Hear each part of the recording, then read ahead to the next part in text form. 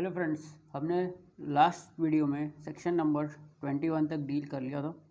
आज हम पढ़ेंगे सेक्शन नंबर 22।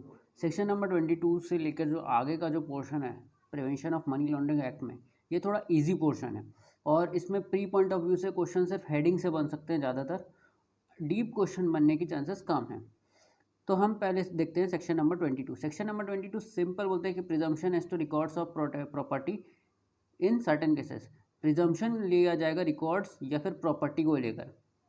क्या प्रिजम्पशन लिया जा रहा है तो वो देखते हैं। अगर किसी के पास रिकॉर्ड या फिर प्रॉपर्टी मिलती है पोजीशन में या फिर कंट्रोल में किसी भी पर्सन के, तब जो अथॉरिटी है वो ये शैल प्रिज्यूम किया जाएगा।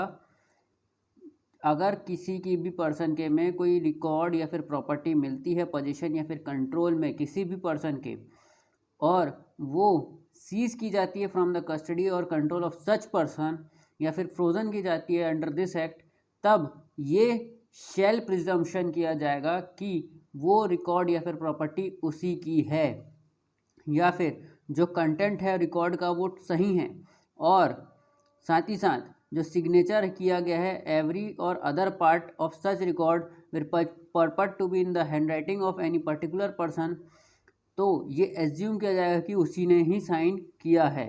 तो यहाँ पे ये तीनों चीज़ों का प्रिजम्पशन लिया जा रहा है, जिसमें बता दिया गया है कि शैल प्रिज्यूम किया जाएगा। शैल प्रिज्यूम कैसा होता है तो ये रिबर्टेबल प्रिजम्पशन ऑफ लॉ होता है।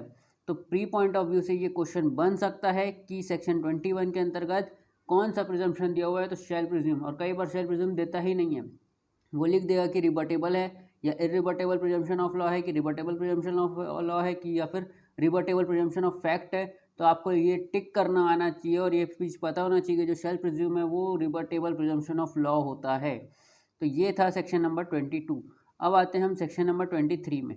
सेक्शन नंबर 23 ये बोलता है presumption in interconnected transaction. Interconnected जो ट्रांजेक्शन होंगी, जैसे कि where money laundering involves two और मोर इंटरकनेक्टेड ट्रांजेक्शन, दो या दो से ज़्यादा इंटरकनेक्टेड ट्रांजेक्शन पाई जाती हैं और प्रूव हो जाता है कि ये इन्वॉल्व हैं इन मनी लॉन्ड्रिंग, तब क्या होगा, अंडर जो पर्पस ऑफ एडजुडिकेशन और कॉन्फिस्केशन अंडर सेक्शन 8 और for trial of money laundering offence it shall unless otherwise provided to the satisfaction of adjudicating authority or special court be presumed that the remaining transaction from part of interconnected transaction। तो यहाँ पे भी ये बता दिया गया कि ये कोर्ट या फिर एडजुडिकेटिंग अथॉरिटी शैल प्रिज्यूम करेंगी कि जो इंटरकनेक्टेड ट्रांजेक्शन है वो एक कनेक्टेड पार्ट है उस ट्रांजेक्शन का जो पहले मनी लॉन्ड्रिंग में इन्वॉल्व है। मतलब एक ट्रांजेक्शन कोई मिल जाती है और बाद में पता चलता है कि ये दूसरी ट्रांजैक्शन भी है, तो जो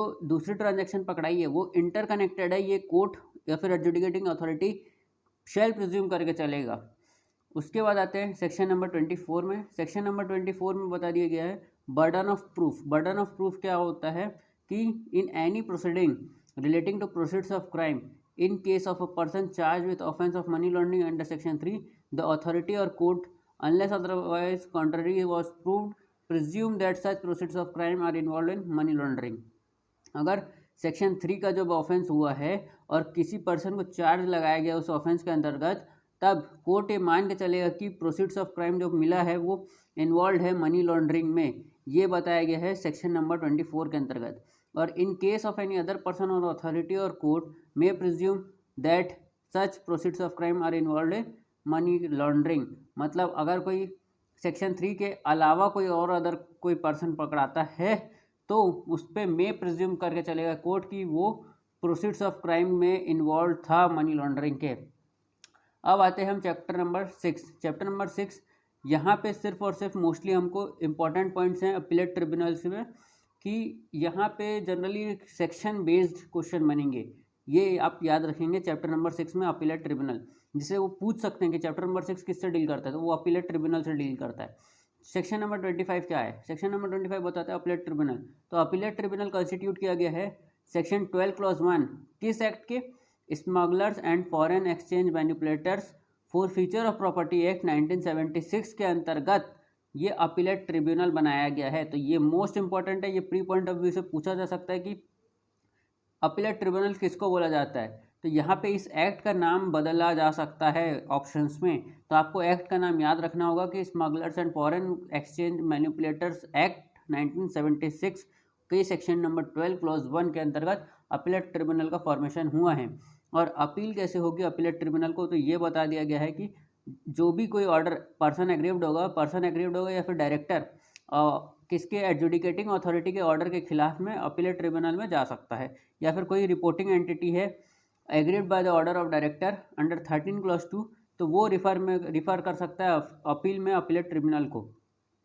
और इसके बाद जो पार्ट है वो ये है कि अपील कितने दिन के अंदर होगी।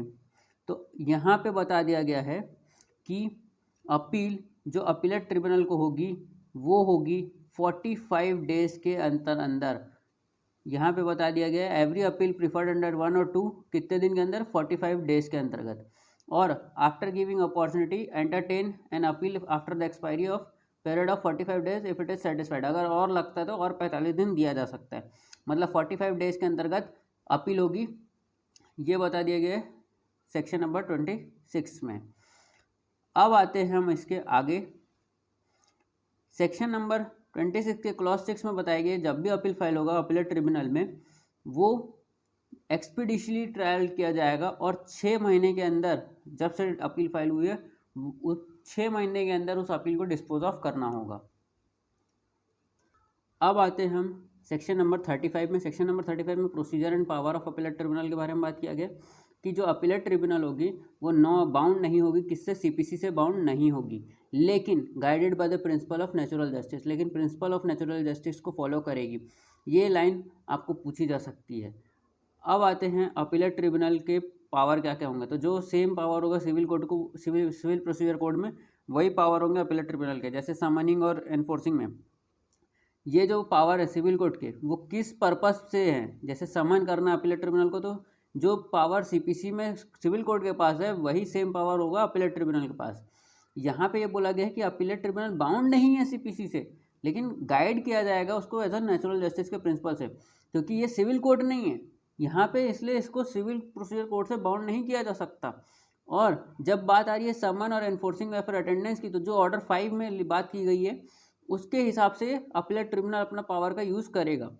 तो यहाँ पे summoning and enforcing, discovery and production, evidence on affidavit, 123 and 124 of Indian evidence act का यूज़ किया जा सकता है, कमीशन इशू किया जा सकता है, रिव्यू किया जा सकता है अपने डिसीजन को, साथ ही साथ डिसमिस किया जा सकता है representation for default in x party cases पे, सेटिंग असाइड कर सकते हैं एक्स पार्टी को, अदर मैटर पे जो सेंट्रल गवर्नमेंट बताए वैसे सारे पावर्स को वो यूज़ कर सकते हैं। अब जो इसका क्लॉज 3 है वो मोस्ट इंपॉर्टेंट है, ये प्री पॉइंट में पूछ सकता है कि an order made by appellate tribunal shall be executable by the appellate tribunal as a decree of civil court. वो अपने जो ऑर्डर पास करेंगे वो डिक्री ऑफ सिविल कोर्ट के जैसे उसको एग्जीक्यूट करवा सकते हैं, और अपीलेट ट्रिब्यूनल के पास सारे पावर होंगे जैसे सिविल कोर्ट के पास होते हैं। तो ये था सेक्शन नंबर 35। अब आते हैं हम सेक्शन नंबर 36 में। सेक्शन नंबर 36 ये बोलता है distribution of business amongst benches, क्योंकि अपीलेट ट्रिब्यूनल में बहुत सारी बेंचेस होंगी तो उनका बिजनेस को डिस्ट्रीब्यूट करना जरूरी है। Where any benches are constituted the chairman, जो चेयरमैन होंगे वो टाइम टू टाइम डिस्ट्रीब्यूट करेंगे बिजनेस को of the appellate tribunal amongst the benches. ये बता दिया गया है सेक्शन नंबर 36 में।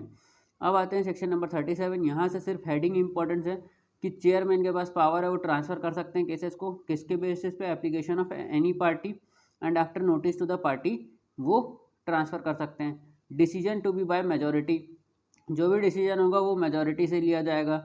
सेक्शन नंबर 39 में बता दिया गया कि right of appellant to take assistance of authorised representative and of government to appoint presenting officer. यहाँ पे बता दिया गया है कि जो पर्सन अपील को प्रिफर कर रहा है अपीलेट ट्रिब्यूनल में आइदर अपियर इन पर्सन, या तो वो खुद अपियर हो या फिर वो एजिस्टेंस ले किसी authorised representative of his choice.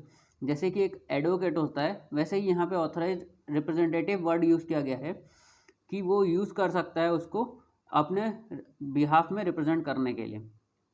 उसके बाद आते हैं सेक्शन 40 में। सेक्शन 40 में सिर्फ इतना बात किया गया है कि जो मेंबर्स होंगे वो पब्लिक सर्वेंट होंगे, जो चेयरमैन या फिर मेंबर्स होंगे या फिर अदर ऑफिसर्स जो होंगे वो सेक्शन 21 ऑफ आईपीसी के हिसाब से पब्लिक सर्वेंट माने जाएंगे। सेक्शन 40 में यही बताया गया। सेक्शन 41 में बता दिया गया सिविल कोर्ट है नॉट टू हैव ज्यूरिसडिक्शन, क्योंकि यहाँ पे जो पावर है वो डायरेक्टर, एडजुडिकेटिंग अथॉरिटी और अपीलेट ट्रिब्यूनल के पास है।